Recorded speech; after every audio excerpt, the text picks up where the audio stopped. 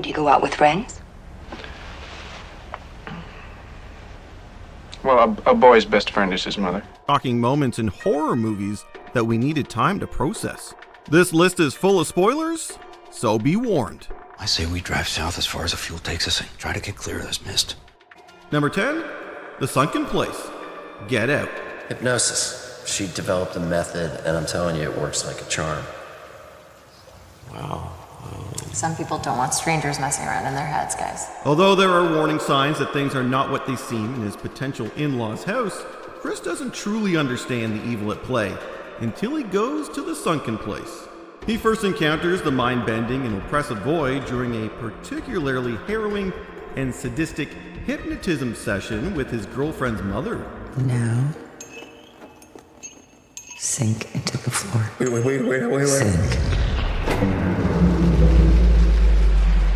His consciousness becomes totally divorced from his body, and he can only watch through his own eyes like a fading screen in the dark. Even for a viewer who didn't get the metaphors in writer-director Jordan Peele's social commentary, The Sunken Place is a visceral, oppressively bleak, and terrifying experience. Now you're in the sunken place.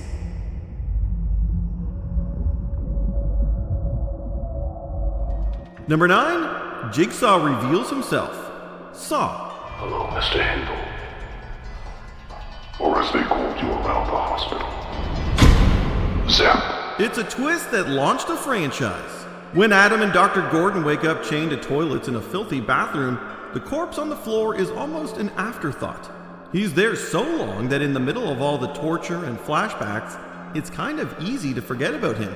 It's only after Gordon literally saws off his own foot that the corpse reveals himself to be alive. And not only is he alive, he's actually the gravel-voiced mastermind behind this entire setup. Key to that chain is in the bathtub. This jaw-dropper of a finale was a surprise the sequels always tried to replicate, but could never quite duplicate. Game over. Number 8, The Tape. The Ring. And as soon as it's over, your phone rings. Someone knows you've watched it. And what they say is, you will die in 7 days. In what is probably one of the greatest opening sequences in modern horror, The Ring starts with a pair of tremendous scares and a great explanation of the cursed videotape at its center. But what really disturbed viewers was the tape itself. We don't get to actually see the curious sounds and images until Rachel, the journalist investigating the tape, watches it.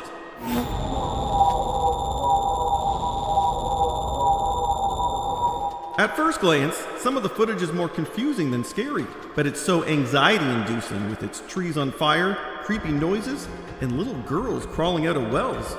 By the end, we, like Rachel, feel like we've just gotten a glimpse of something we should never have seen.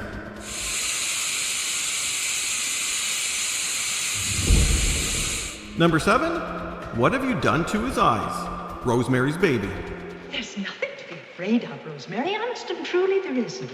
Nothing but a mild sedative to calm you down. Apartments usually have a few quirks, but this one has passageways and a satanic cult instead of a condo association.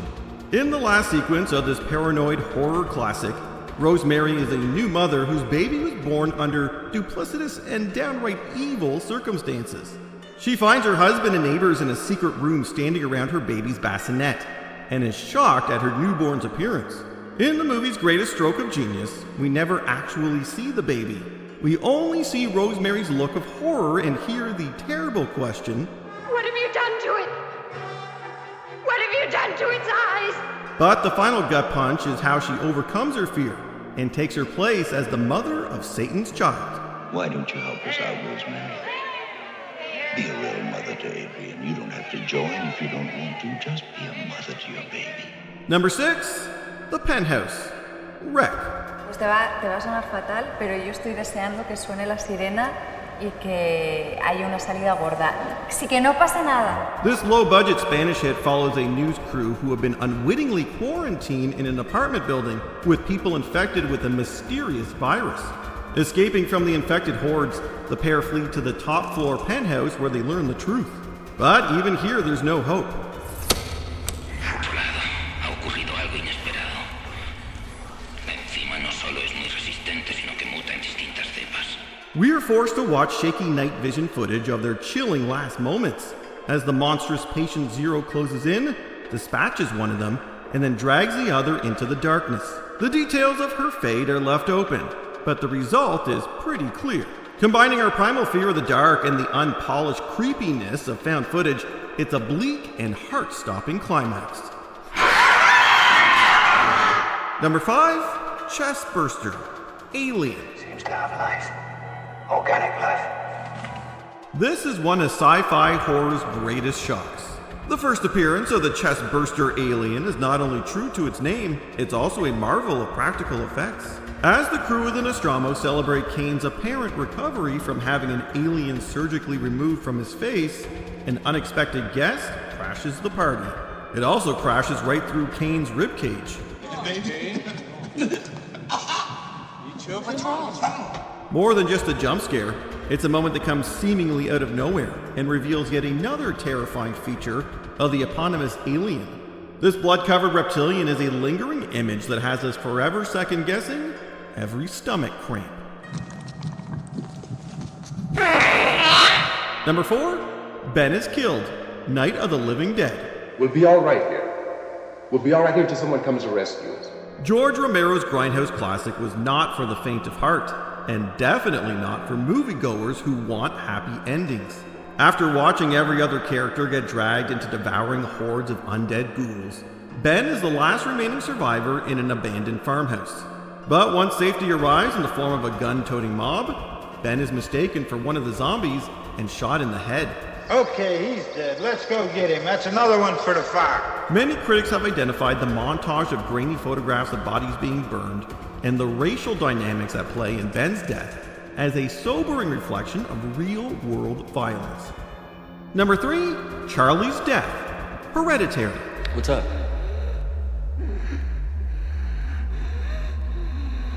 Are you okay? It's hard to breathe. Writer-director Ari Aster's first feature found a million different ways to ratchet up the tension. 13-year-old Charlie Graham is positioned as the movie's focal character, at least until she has an allergic reaction and through a wild confluence of events is decapitated by a telephone pole. It's a brutal scene that is played at breakneck speed, no pun intended. Her brother's fugue state and her mother's desperate howls of grief afterward hang over us the entire time.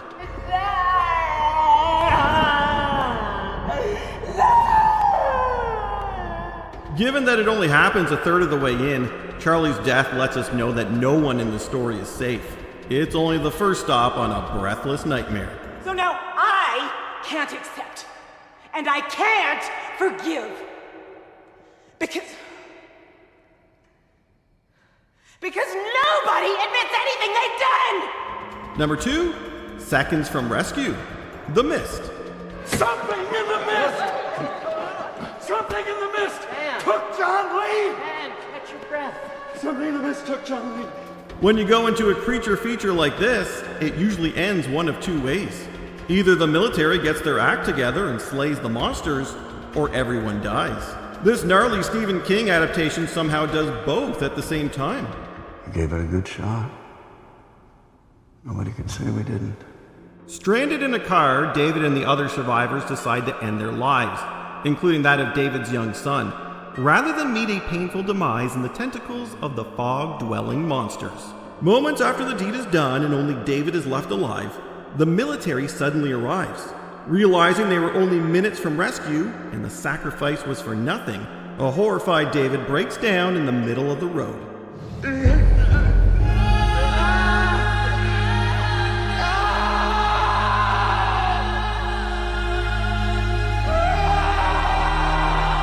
Before we unveil our top pick, here are a few honorable mentions. The Abandoned House, The Blair Witch Project. Two filmmakers meet an abrupt and mysterious end in the cellar.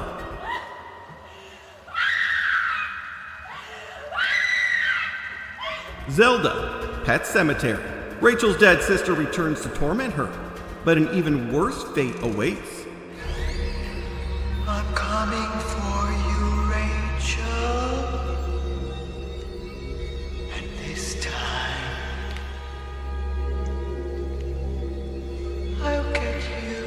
Burned Alive, The Wicker Man.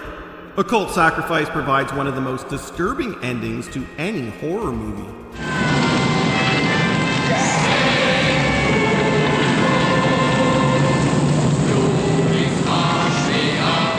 Christine meets her fate. Drag Me to Hell.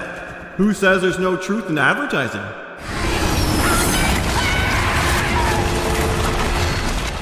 Angela's identity revealed? Sleepaway Camp. A controversial twist delivered in the most bizarre way. Such a lovely name. Why, I believe it means angel. Why, yes, I'm sure it does. I know you're going to like that name. Won't you, Peter? Before we continue, be sure to subscribe to our channel and ring the bell to get notified about our latest videos. Number 1, she wouldn't even harm a fly. Psycho. But she's harmless. She's as harmless as one of those stuffed birds. Audiences in 1960 were stunned by the climax, which sees the mild-mannered motel proprietor Norman Bates unmasked as the killer.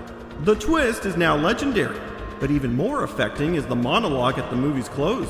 Norman Bates no longer exists. He only half existed to begin with. It may be Norman sitting alone in that cell, but it's Mother's voice in his head. Her insistence that she wouldn't even harm a fly is a chill-inducing counterpoint to Norman's complete break with reality. I'll just sit here and be quiet, just in case they do suspect me. Anthony Perkins' wordless performance is subtle, sad, and so creepy. If the scene weren't eerie enough, Hitchcock's brilliant idea to superimpose Mother's skull over Norman's face adds the perfect finishing touch. They'll see, and they'll know, and they'll say, why, she wouldn't even harm a fly. What horror movie scene are you still getting over? Let us know in the comments. God, I love you. Be sure to subscribe and ring the bell to be notified about our latest videos.